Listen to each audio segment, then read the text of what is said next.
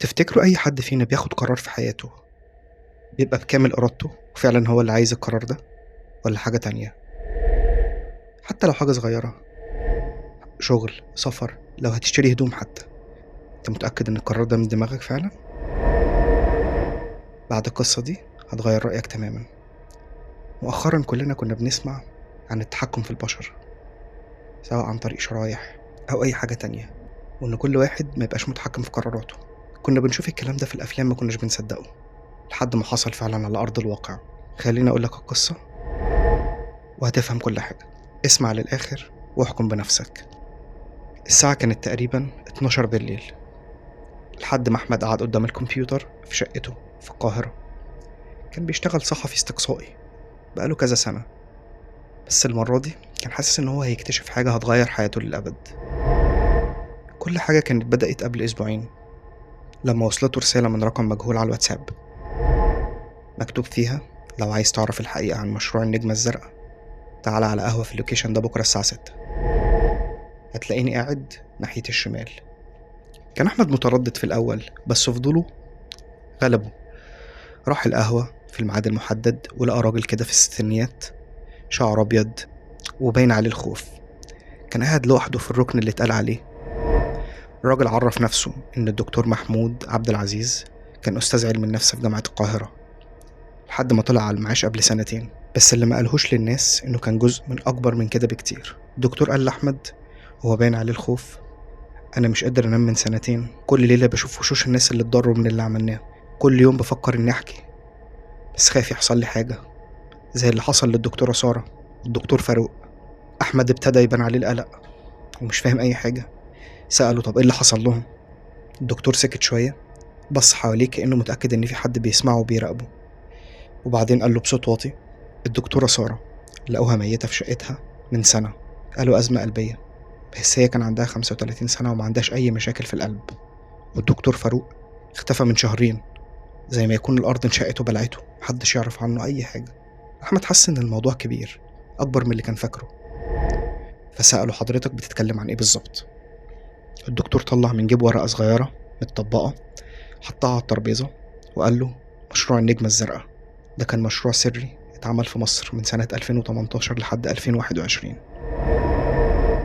كنا بنشتغل مع جهات أجنبية، بس بصراحة ما كناش نعرف إيه الهدف الحقيقي من اللي بنعمله. أحمد خد الورقة وقراها بسرعة، كان فيها أسماء دكاترة ومعاهد بحثية وأرقام مشفرة ما فهمهاش. سأله إيه طبيعة التجربة دي؟ قال له كنا بنختبر حاجة اسمها التحكم الصوتي اللاواعي. الدكتور قال الجملة دي وهو مش قادر يبص في عين أحمد. كنا بنعرض الناس لذبذبات صوتية معينة، مسموعة ومش مسموعة، وبعدين نشوف تأثيرها على سلوكهم واتخاذاتهم لقراراتهم. قال له يعني إيه؟ أنا مش فاهم. قال له يعني إحنا كنا بنتعلم إزاي نخلي الناس تعمل حاجات معينة من غير ما يحسوا، إزاي نأثر على اختياراتهم، على آرائهم، على مزاجهم وقراراتهم المهمة. أحمد فجأة حس إن هو دخل في عالم تاني أو في فيلم، مش فاهم حاجة. سأله التجارب دي اتعملت على مين؟ قال له في الأول كان في متطوعين من طلبة الجامعة، كنا بنديهم مقابل مالي بسيط، بس بعدين الدكتور سكت. سأله بعدين إيه؟ بعدين الموضوع بدأ يكبر، بقى يجيبوا ناس مش عارفة إنها جزء من التجربة، في المولات، في المترو، في الأماكن العامة. كانوا بيحطوا أجهزة صغيرة تثبت ذبذبات معينة، وبعدين يراقبوا سلوك الناس دي. أحمد حس إن الموضوع بقى مرعب أكتر ما كان متوقع. سأله حضرتك متأكد من الكلام ده؟ الدكتور طلع تليفونه، فتح ملف كده فيه صور ومستندات. قال له دي تقارير التجارب ودي فيديوهات الجلسات، أنا احتفظت بكل حاجة عشان تبقى ضمان لحياتي. أحمد بص على الصور، شاف معامل ومعدات وحاجات معقدة ما فهمهاش، وناس قاعدين في أوض كده زي الاستوديو بسماعات على ودانهم. ونتائج التجارب كانت إيه؟ أحمد سأله. رد الدكتور قال له هي دي المشكلة، أنا معرفش النتائج النهائية. أول ما بدأوا يوصلوا لنتائج مهمة فصلوني من المشروع، قالوا لي إن دوري خلص لحد هنا وإني مش هحتاج أعرف الباقي. سألته طب مين كان بيمول المشروع ده؟ قال لي شركة أجنبية اسمها داينامكس، بس لما دورت عليها مؤخرا لقيتها اتقفلت سنة 2022. كل اللي كان شغال فيها اختفى أو سافر برا مصر. أحمد حس إن الموضوع كبير وفيه خيوط كتيرة ومعقدة، وإن الموضوع أكبر من مجرد تجربة علمية بسيطة. سأله الدكتور طب حضرتك قررت ليه تكلمني دلوقتي؟ قال له عشان بقيت متأكد إن هما لسه شغالين. قبل كده بشهر لقيت إعلانات غريبة على الفيسبوك وعلى اليوتيوب فيها أصوات وموسيقى معينة، بس ما كنتش قادر أحدد إيه الغريب فيها. ولما استخدمت برنامج تحليل الصوت لقيت إن فيها ذبذبات مخيفة زي اللي كنا بنستخدمها في التجارب دي. قال له يعني إيه الكلام ده؟ مش فاهم. يعني إنهم ممكن يكونوا بيستخدموا اللي اتعلموه في التجارب دي عشان يأثروا على الناس من غير ما يعرفوا. تخيل لو إنهم قادرين يخلوا الناس تختار منتج معين أو تصوت لمرشح معين أو حتى تغير رأيها في موضوع مهم. أحمد حس بخوف حقيقي. طب حضرتك عايز مني إيه دلوقتي؟ قال له عايزك تكتب عن الموضوع ده وتفضحهم. أنا مش قادر أعمل ده لوحدي، أنا خايف عليا وعلى أسرتي، بس لو أنت كتبت ممكن الناس تعرف الحقيقة. الدكتور ساب له كل الأوراق والملفات اللي معاه وقال له خلي بالك، أنا واثق إنهم بيراقبوني، لو حسوا إن الموضوع اتسرب مش هيترددوا. أحمد خد الأوراق وسلم على الدكتور ومشي. مرجعش بيته على طول، فضل ماشي في الشوارع بالساعات بيفكر في اللي سمعه. في اليوم التاني قرر يبدأ التحقيق بنفسه. راح الجامعة وسأل على الدكتورة سارة والدكتور فاروق. فعلا الدكتورة ماتت بأزمة قلبية مفاجئة، والدكتور فاروق اختفى من شهرين وأهله قالوا إنه سافر برا مصر فجأة عشان شغل، بس محدش يعرف هو فين بالظبط. راح كمان للمعهد اللي كان بيتعمل فيه المشروع، لقى المكان مقفول والحارس قال له إن المعهد ده اتقفل من سنتين ومحدش يعرف ليه. أحمد فضل أسابيع وهو بيدور على أي معلومة تانية. اتصل بدكاترة من كليات علم النفس، بس كلهم قالوا إنهم ما يعرفوش حاجة عن مشروع النجمة الزرقاء ده. المفاجأة جت لما حاول يتصل بدكتور محمود تاني، الرقم اللي كان بيكلمه كان مقفول. راح بيته اللي كان مكتوب على ملفه بتاع الجامعة، لقى الشقة فاضية والجيران قالوا إن الدكتور سافر فجأة من أسبوعين. أحمد بدأ يحس إنه في خطر حقيقي. كل ليلة كان بيتأكد إن الباب مقفول كويس، كل مرة كان بيطلع من البيت كان بيحس إن في حد بيراقبه. قرر يحلل الملفات اللي سابها له الدكتور محمود بتأني أكتر. لقى فيها تفاصيل مرعبة عن تجارب، إزاي كانوا بيقدروا يخلوا الناس تشتري حاجات معينة، إزاي كانوا بيأثروا على اختياراتهم العاطفية، إزاي كانوا بيغيروا مزاجهم تماما. الأخطر من كده لقى إشارات لحاجات اسمها المرحلة الثالثة من المشروع. ما كانش مكتوب إيه هي بالظبط، بس كان واضح إنها الهدف الحقيقي من كل التجارب اللي فاتت. أحمد قرر يروح على مقر شركة داينامكس اللي اتقفلت. استخدم مواقع الأرشيف على الإنترنت ولقى إن الشركة كانت فرع من شركة أكبر اسمها مايند بريدج كوربريشن وليها مكاتب في دول تانية. لما دور على الشركة الأم لقى إن هي لسه شغالة بتشتغل في مجال تحليل السلوك الاجتماعي. الغريب إنها حديثا بدأت تفتح فروع في الشرق الأوسط. أحمد فضل ليالي وهو بيحلل الإعلانات اللي الدكتور محمود قال له عليها. فعلا لقى إعلانات غريبة بتظهر على اليوتيوب وعلى الفيسبوك بتقول إن هي المنتجات أو خدمات، بس لما دقق لقى إن فيها ذبذبات صوتية مخيفة. الأخطر من كده لقى إن الإعلانات دي بتستهدف شرايح معينة من الناس بناء على عمرهم ومنطقتهم وحتى اهتماماتهم. كل إعلان كان ليه ذبذبات مختلفة، كأن في خطة محكمة لكل فئة من الناس. أحمد بدأ يفهم إن التجربة ما عادتش تجربة وخلاص، لكن بقت حقيقة. الشركات كانت بتستخدم اللي اتعلمته من التجارب عشان تأثر على الناس فعلا. قرر يكتب المقال ويفضح الموضوع كله، بس أول ما فتح الوورد عشان يكتب لقى رسالة على الإيميل من عنوان مجهول. يا أحمد، إحنا عارفين إنك بتدور على المشروع، النصيحة الوحيدة اللي هنديها لك سيب الموضوع وانسى إنك سمعت عنه. الدكتور محمود عرف يختار الصح، ودلوقتي هو مسافر في مكان آمن، ممكن تعمل زيه لو عايز. أحمد حس بخوف حقيقي، بس ما قدرش ينسى الموضوع. قرر يخبي كل الملفات في مكان آمن ويكمل التحقيق، بس ياخد حذر أكتر. طبعا بعد اللي حصل ده مش هيقدر يستخدم الكمبيوتر بتاعه تاني لأنه عارف إنه متراقب. قرر يروح أي سايبر بعيد عشان يعمل إيميل جديد ونزل المقال على مواقع مختلفة. كتب فيه كل اللي يعرفه عن التجربة وعن الدكاترة اللي اختفوا وعن الإعلانات اللي لسه بتظهر. بس في تاني يوم لقى إن المقال اتشال من كل المواقع اللي نزل عليها، حتى الإيميل الجديد اللي عمله اتقفل. أحمد حس إن هو في مواجهة أكبر بكتير مما كان يتخيل. قوة قادرة تخلي الناس تختفي، تقفل مواقع وتتحكم في المعلومات على الإنترنت. فضل أيام وهو مش عارف يعمل إيه. كل مرة كان بيفكر يكلم حد، بس كان بيفتكر اللي حصل للدكتور محمود والدكاترة التانيين. المفاجأة الكبيرة جت لما لقى رسالة تحت باب شقته، كان من الدكتور محمود مكتوبة بخط إيده. أحمد، أنا عارف إنك حاولت تكتب المقال، أنا مش مسافر برا ولا حاجة، أنا مستخبي في مصر. الموضوع أكبر مما كنا فاكرين. هما مش بيستخدموا التجربة بس عشان الإعلانات، هما بيستخدموها لحاجات أخطر من كده. تقدر تلاقيني في المكان اللي قابلتك فيه أول مرة يوم الخميس الساعة 10 بالليل. هجيب لك أدلة جديدة، بس آخر مرة هقدر أساعدك فيها. أحمد استنى يوم الخميس بفارغ الصبر وراح القهوة في نفس الميعاد، بس الدكتور محمود مجاش. استنى لحد بعد الساعة 12 برضه مجاش. تاني يوم شاف خبر في الجرايد: العثور على جثة رجل مسن في النيل. والشرطة حققت في الواقعة. الوصف كان مطابق بالظبط للدكتور محمود. أحمد فهم إن الرسالة دي كانت فخ، وإن الدكتور محمود دفع تمن محاولته الأخيرة عشان يفضحهم. كل يوم كان بيشوف الإعلانات دي في التلفزيون وعلى الإنترنت، وكان بيعرف إن في ملايين الناس بتتعرض لتأثيرها من غير ما تعرف. كان بيشوف إزاي الناس بتشتري حاجات معينة، وإزاي آرائها بتتغير، وإزاي بتاخد قرارات وهي مش واعية إنها متأثرة. شهور فاتت والموضوع فضل يطارد أحمد. حاول ينسى، بس كان بيحس إنه عليه مسؤولية ناحية الناس إنهم يعرفوا الحقيقة. لحد ما جاله تليفون من رقم مجهول، صوت بنت صغيرة. قالت له: أنت الصحفي أحمد؟ أنا عندي معلومات عن مشروع النجمة الزرقاء، أبويا كان شغال فيه قبل ما يموت. لو عايز تعرف الحقيقة كاملة تعالى عند الكافيه ده في المعادي بكرة الساعة 3 العصر.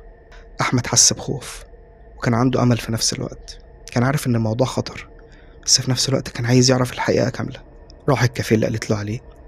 أول ما وصل لقى بنت في العشرينات قاعدة لوحدها وعمالة تلتفت حواليها كل شوية، وشكلها كان باين عليها الخوف. البنت عرفت نفسها إنها هدى، وإن أبوها كان الدكتور فاروق اللي اختفى من شهور. قالت له: بابا ما اختفاش، هو اتقتل. قالت له عينيها مليانة دموع. قال لها: إزاي؟ أنت متأكدة؟ لأن أنا كنت معاه في آخر يوم في حياته. حكالي كل حاجة عن المشروع وعن اللي هم عايزين يعملوه. قال لي إنه قرر يفضحهم، بس قبل ما يقدر يعمل كده جوله البيت. قلت لها: مين هم؟ قالت لي: معرفش أساميهم، بس شفتهم. كانوا 3 رجالة كانوا بيتكلموا إنجليزي مع بعض، بس واحد فيهم كان مصري. أخدوا بابا وقالوا إنهم هيرجعوه، بس طبعا ما رجعهوش. هدى طلعت فلاشة صغيرة من شنطتها، قالت له: بابا ساب لي الفلاشة دي قبل ما يمشي معاهم. قال لي إن في حاجة الناس محتاجة تعرفها عن المشروع. أحمد خد الفلاشة بإيده وقال لها: إيه اللي فيها؟ قالت له أسماء كل الناس اللي اشتركوا في المشروع، مواقع التجارب والتقارير النهائية، وحاجة أخطر من كده كمان. قال لها: إيه هي؟ قالت له: في خطة اسمها العقل الجمعي. الهدف الحقيقي من كل التجارب دي ما كانش الإعلانات أو التسويق، كان الهدف إنهم يقدروا يتحكموا في أفكار الناس وقراراتهم السياسية. قال لها: يعني إيه بالظبط؟ قالت له: يعني قادرين يخلوا الناس تصوت لمرشح معين، أو تأيد قرار حكومي معين، أو حتى تخرج في مظاهرات، أو تقعد في بيتها. كل ده عن طريق الأصوات والذبذبات اللي بيحطوها في الإعلانات والأفلام والأغاني. قال لها: هل ده شغال فعلا؟ بابا قال لي إن التجارب نجحت بنسبة 85%. يعني 85% من الناس اللي اتعرضت للذبذبات دي بتتأثر بيها من غير ما تعرف. الموضوع أكبر بكتير من مجرد تجربة، ده مشروع للسيطرة على عقول الناس وتوجيه قراراتهم. هدى كملت كلام وقالت له: الأخطر من كده إن المشروع لسه شغال. الشركة اللي كانت وراه بقت تشتغل مع حكومات في دول مختلفة، بيقدموا لهم خدمات بمقابل فلوس كتير جدا. قلت لها: طب انت قررتي ليه تديني المعلومات دي؟ قالت لي: عشان بابا مات، عشان الحقيقة توصل للناس، وأنا مش عايز أموت ويروح هدر. أحمد خد الفلاشة وهو عايز يسأل أسئلة أكتر، بس هدى قامت بسرعة مشيت. أنا لازم أمشي دلوقتي، وأنت كمان لازم تخلي بالك من نفسك، هم عارفين إنك بتدور على الموضوع. مشيت وسابته قاعد لوحده هو والفلاشة اللي ممكن يكون فيها أخطر أسرار سمع عنها في حياته. أحمد رجع بيته وهو مش عارف يعمل إيه. فتح الفلاشة على الكمبيوتر ولقى فيها آلاف الملفات، صور، فيديوهات، تقارير علمية، قوائم بأسماء ناس ومؤسسات. فضل طول الليل وهو بيقرأ في الملفات دي، والصور بقت واضحة أكتر. المشروع كان بيتعمل في مصر بالتعاون مع شركة أجنبية، والهدف كان تطوير تقنية التحكم في الرأي العام. التجارب نجحت والتقنية بقت جاهزة للاستخدام التجاري. الشركة بدأت تبيع الخدمة دي لحكومات ودول عايزة تتحكم في شعوبها. أحمد لقى في الملفات دي قوائم بدول استخدمت التقنية دي في انتخابات أو استفتاءات، وشاف إزاي النتائج كانت بتتغير بطريقة مش طبيعية. لكن الأخطر من ده كله، لقى ملف اسمه المرحلة الرابعة مصر. لما فتحه لقى خطة مفصلة لاستخدام التقنية دي في مصر خلال السنة دي. خطة كانت بتتكلم عن استخدامات الذبذبات في الإذاعة والتلفزيون ومواقع التواصل الاجتماعي. أحمد حس إنه لازم يعمل حاجة، بس في نفس الوقت كان عارف إن الموضوع خطر على حياته. فكر يهرب من البلد، بس حس إن ده جبن وإن الناس محتاجة تعرف الحقيقة. قرر يتصل بصحفيين تانيين يعرفهم ويوزع عليهم الملفات عشان لو حصل له حاجة يكون في ناس تانية تقدر تكمل. بس لما حاول يتصل بأول صحفي ملقاش شبكة. حاول يتصل بتاني، برضه نفس الحاجة. جرب يستخدم الإنترنت، لقى خط النت مقطوع. أحمد فهم إن هم عارفين عنه كل حاجة، وعارفين إن الملفات معاه، وإنهم قطعوا عنه كل طرق التواصل. سمع صوت عربيات وقفت قدام العمارة، بص من الشباك شاف 3 عربيات سودا و6 رجالة نازلين منها. أحمد جري بسرعة وخد الفلاشة وملفات والورق. دخل الحمام، فتح الشباك الصغير اللي بيطل على الحوش، ولف الفلاشة في كيس اسود بلاستيك ورماها في الحوش. بعدها بدقيقتين سمع صوت الباب بيتكسر. دخل عليه في الحمام، كان 4 رجالة، 3 أجانب وواحد مصري. الراجل المصري قال له: أحمد، احنا مش عايزين نضرك، احنا بس عايزين الملفات اللي هدى اديتها لك. أحمد حاول يمثل إنه مش فاهم حاجة، أنا معرفش إيه هدى ولا أعرف ملفات، قصدك على إيه؟ الراجل ابتسم ابتسامة باردة. أحمد، إحنا شفناك من أول يوم قابلت فيه الدكتور محمود، شايفينك لما رحت الجامعة، لما كتبت المقال، ولما قابلت هدى امبارح. مفيش حاجة تخفى علينا. أحمد حس هنا باليأس وقال لهم انتوا مين؟ احنا الناس اللي شغالين عشان نحافظ على أمن المشروع، والمشروع ده أكبر من واحد صحفي يبوظه. واحد من الرجال الأجانب كلم الراجل المصري بالإنجليزي، والمصري رد عليه بنفس اللغة. بعدين قال له أحمد، انت قدامك اختيارين، يا إما تسلمنا الملفات وتتعهد إنك تنسى الموضوع نهائيا وندي لك مقابل مالي كويس وتسافر بره مصر تعيش حياة هادية، يا إما هتبقى زي الدكتور فاروق والدكتور محمود. الراجل سكت شوية وبعدين كمل. أحمد، الموضوع أكبر منك ومننا كلنا، في مصالح دول ومؤسسات كبيرة ومشاريع قومية مهمة، انت مجرد صحفي صغير مش هتقدر تواجه كل ده. أحمد حس إنه مضطر يلعب الورقة الأخيرة ويجرب آخر محاولة، وقال لهم الملفات مش معايا هنا، احنا عارفين بس انت هتوصلها لنا. فضلوا ساعتين في الشقة وهم بيدوروا على أي حاجة ممكن تكون فيها الملفات، ملقوش أي حاجة عشان أحمد كان عاقل ومخباش حاجة في البيت. في النهاية الراجل المصري قال له طيب احنا هنسيبك دلوقتي، بس هتلاقي في جيبك رقم تليفون، لما تقرر تسلمنا الملفات كلمنا على الرقم ده، قدامك 48 ساعة. أحمد قال له لو ما اتصلتش؟ قال له ساعتها هنفترض انك اخترت الاختيار التاني. مشي وسابوه لوحده، والشقة كان الباب بتاعها مكسور. أحمد قعد على الأرض ساعة كاملة وهو مش قادر يفكر. بعدها نزل الحوش بهدوء، دور على الكيس اللي رماه فيه الفلاشة، الحمد لله لقاه. طلع تاني الشقة وحاول يفكر في حل. كانش قدامه اختيارات كتير، لو سلم الملفات الموضوع هيتدفن للأبد والناس مش هتعرف الحقيقة، ولو ما سلمهاش حياته في خطر. فجأة جات له فكرة، طلع كل الملفات من الفلاشة وحطها على اسطوانات كتير، وزع الاسطوانات في أماكن مختلفة في كل حتة، حطهم عند الجيران والقهاوي في أماكن محدش يقدر يفكر فيها. بعدين كتب جواب طويل فيه كل اللي يعرفه عن المشروع، وحط نسخ من الجواب ده مع كل اسطوانة. كتب في الجواب لو أنا اختفيت أو حصل لي حاجة، الملفات دي فيها الحقيقة الكاملة عن مشروع النجمة الزرقاء، ووزعوها على أكبر عدد من الناس. أحمد قضى 24 ساعة وهو بيوزع الحاجات دي كلها. في اليوم التاني اتصل بالرقم اللي الراجل سابهوله. الراجل المصري رد: أحمد، قررت إيه؟ قال له أنا موافق أسلم لكم الملفات، بس عايز أتأكد إن أبقى في أمان. قال له هتبقى في أمان وهتاخد مبلغ كبير كمان. قال له طب وهدى؟ قال له هدى مش مسؤوليتك، هي اختارت طريقها. اتفقوا يتقابلوا في مكان مفتوح. أحمد راح في الميعاد وسلمهم فلاشة فاضية. الراجل فتح الفلاشة على لابتوب صغير، لما شاف إنها فاضية بص لأحمد نظرة غضب. أنت بتلعب معانا؟ قال له الملفات مش معايا، أنا حطيتها في مكان آمن، ولو حصل لي حاجة هتوصل لناس كتير. الراجل فكر شوية وبعدين قال له طيب إيه اللي أنت عايزه؟ عايز ضمانات إن أنا وهدى هنبقى في أمان، وعايز أعرف الحقيقة كاملة عن المشروع. قال له مفيش ضمانات في اللعبة دي، وبالنسبة للحقيقة أنت شفت اللي يكفيك. أحمد حس إن المفاوضات معاهم وصلت لطريق مسدود. قال له أنا هفكر وهرد عليكم. قال له عندك 12 ساعة. أحمد رجع بيته وهو عارف إن الوقت قرب يخلص. قرر يعمل آخر محاولة، يكتب كل اللي عرفه على الإنترنت حتى لو اتشال بعدها. رجع قعد في سايبر تاني وعمل حسابات وهمية على الفيسبوك وعلى مواقع التواصل الاجتماعي، ونشر ملخص عن المشروع. كتب مشروع النجمة الزرقاء، التحكم في عقول المصريين عن طريق الذبذبات الصوتية في الإعلانات والبرامج. الدكاترة ماتوا واختفوا عشان الحقيقة ما تطلعش، ولو حصل لي حاجة دوروا على الاسطوانات اللي وزعتها في منطقة وسط البلد. في خلال ساعتين المنشورات اتشالت، بس أحمد كان عارف إن في ناس شافتها وممكن يكون خدوا سكرين شوت. رجع بيته واستنى. وقت المغرب التليفون رن. أحمد، كان صوت هدى، بس صوتها كان مختلف متغير، بتقول له أنا عايز أشوفك. سألها هدى أنت كويسة؟ قالت له أيوة أنا كويسة، بس لازم أشوفك، تعالى المكان اللي اتقابلنا فيه أول مرة. أحمد حس إن في حاجة غلط. قال لها على اسم الكافيه اللي اتقابلوا فيه؟ قالت له لا، احنا متقابلناش في ده، احنا اتقابلنا في كافيه تاني. أحمد اتأكد إن هدى مش هي اللي بتتكلم، أو إنها مجبرة إن هي تقول كده. قال لها هدى أنا مش هقدر أجي. أحمد ضروري تيجي، في حاجات مهمة عايز أقولها لك، قوليها في التليفون. مينفعش، لازم أقابلك وجه لوجه. أحمد قفل التليفون وهو متأكد إن دي كانت محاولة لاستدراجه، يا إما هدى في إيديهم يا إما حصل لها حاجة. في نفس الليلة سمع خبر في الراديو: العثور على جثة فتاة في العشرينات في منطقة المعادي، الشرطة تحقق في الواقعة. أحمد عرف إن دي هدى وإن دوره جاي. قضى الليلة وهو بيفكر. في النهاية قرر إنه مش هيسلم الملفات مهما حصل، عشان لو سلمها هيبقى شريك في الجريمة ضد الشعب كله. في الفجر كتب آخر رسالة على الكمبيوتر: لو أنا مش موجود دوروا على الحقيقة، ابحثوا عن مشروع النجمة الزرقاء، ابحثوا عن الذبذبات الصوتية اللي بتجيلكوا في الإعلانات، متخلوش حد يتحكم في عقولكم. خلي الرسالة تتبعت لكل الناس اللي عنده. بعدها الرقم المجهول اتصل بيه تاني. أحمد، الوقت المحدد اللي احنا اديناه لك انتهى. قال له أنا مش هسلم حاجة. قال له قرار غلط يا أحمد. قال له ممكن، بس هو ده قراري. قفل التليفون وقعد يستنى. مرت ساعات وما حصلش حاجة. أحمد بدأ يفكر إنهم ممكن يكونوا بيخوفوه بس، وإنهم قرروا يسيبوه عشان موضوع المنشورات اللي بيكتبها. بس في العصر لما نزل يجيب أكل لقى عربية سوداء واقفة قدام العمارة. شاف الراجل المصري قاعد فيها. الراجل نزل وقال له أحمد، آخر فرصة، قلتلك مش هسلم حاجة. طيب كده انت اخترت. الراجل طلع تليفونه وعمل مكالمة سريعة. بعدها قال له أحمد، دلوقتي كل الناس اللي في الشارع ده وفي العمارة هيسمعوا ترددات معينة من العربية دي. في خلال ساعة هيبقوا عدوانيين جدا ومش هيعرفوا السبب.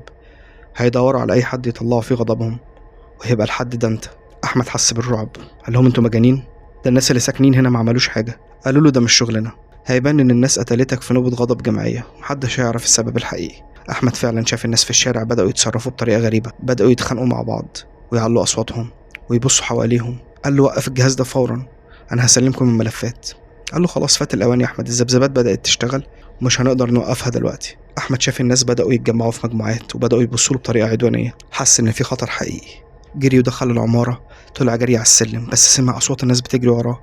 وصل شقته وقفل الباب، بس عرف إنه مش هيفيده كتير. الناس بدأت تخبط على الباب بقوة وبعدين بدأت تكسره. أحمد طلع على السطوح، حاول يهرب من العمارة لعمارة، بس الناس كانت في كل حتة. الناس كلهم كانوا عصبيين. وصل لآخر عمارة في الشارع ملقاش مفر. الناس حوطته من كل الجهات. في اللحظة الأخيرة سمع عربيات الإسعاف والشرطة وصلوا وبدأوا يهدوا الناس وأنقذوا أحمد في آخر لحظة. والناس بدأت ترجع لطبيعتها تدريجي كأن ما حصلش حاجة. ما افتكروش ليه كانوا عايزين يأذوا أحمد ولا ليه كانوا عصبيين بالطريقة دي، وما عرفوش أي حاجة. أحمد راح مع الشرطة وحكى لهم جزء من القصة بس ما قالهمش كل التفاصيل. الشرطة اعتبروا إن الموضوع ده شغب عشوائي وما سجلهوش كجريمة منظمة. بعد الحادثة دي أحمد اختفى من المنطقة، غير بيته، غير شغله، حاول يبدأ حياة جديدة. بس الملفات فضلت مستخبية في أماكنها، والناس اللي لقوها بدأوا يتكلموا عن الموضوع. انتشرت إشاعات كتير عن مشروع سري لغسيل الأدمغة، عن دكاترة اتقتلوا عشان الحقيقة ما تطلعش. أحمد من بعيد كان بيراقب الموضوع، شاف إزاي الناس بدأت تشك في الإعلانات، إزاي بقت أكتر وعي بالتأثيرات اللي ممكن تحصل من الإعلام. بس في نفس الوقت كان بيشوف إزاي الشركة استمرت في شغلها. الإعلانات لسه موجودة، الذبذبات لسه شغالة، والمشروع لسه مستمر، بس هم واخدين حذرهم أكتر.